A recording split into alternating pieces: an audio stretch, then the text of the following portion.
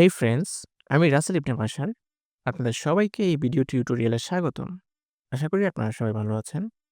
এই ভিডিওতে আমি আপনাদের দেখাবো লিঙ্কডইন ট্যালেন্ট পুল অ্যাপ্লিকেশনসদের ডাটাগুলো ওয়ান ক্লিকে কিভাবে কপি করে সেগুলো সিআরএমে ওয়ান ক্লিকে পেস্ট করা যায়। ওয়ান ক্লিকে ডাটা কপি ও পেস্ট করার জন্য দুটি গুগল ক্রোম এক্সটেনশন প্রয়োজন। চলুন দেখে নিই কিভাবে এক্সটেনশন দুটি সেট আপ করা যায়।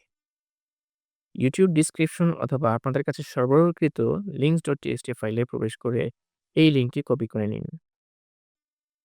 আপনাদের যে কোনো একটি ব্রাউজার চালু করে লিঙ্কটিতে প্রবেশ করুন।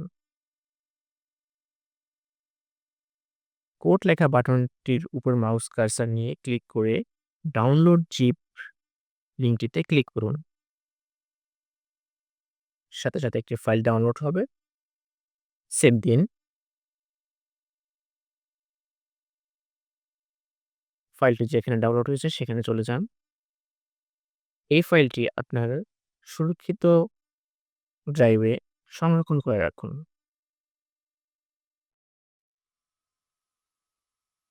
ফাইলটি জিপ আছে, এটা এক্সট্রাক্ট করতে হবে। মাউসের রাইট বাটনে ক্লিক করুন, এক্সট্রাক্ট অল এ ক্লিক করুন, এক্সট্রাক্ট এ ক্লিক করুন।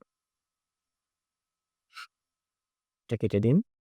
আপনি যেখানে ফাইলটি রেখেছেন সেই ফাইলটির লোকেশনটা কপি করে নিন, অথবা খেয়াল রাখুন আপনি কোথায় ফাইলটি সংরক্ষণ করে রেখেছেন। এবার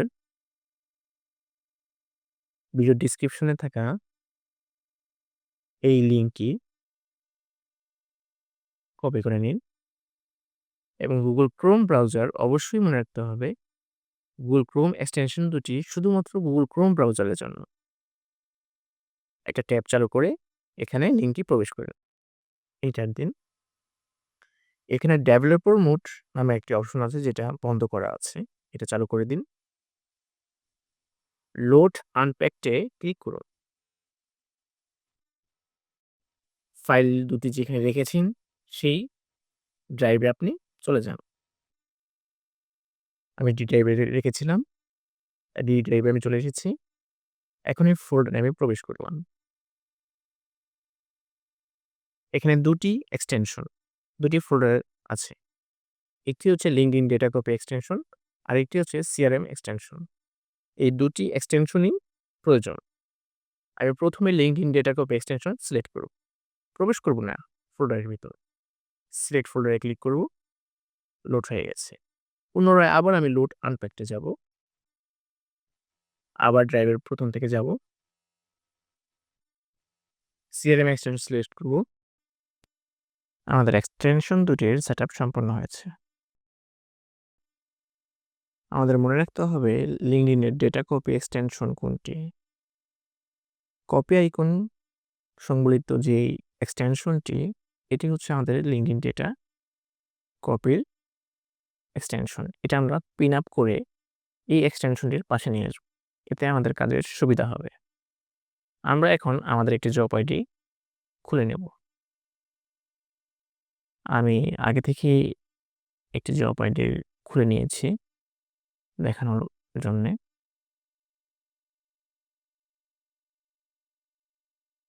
জাস্ট এখানে আমরা ক্লিক করব, কপি টেশনে ক্লিক করব।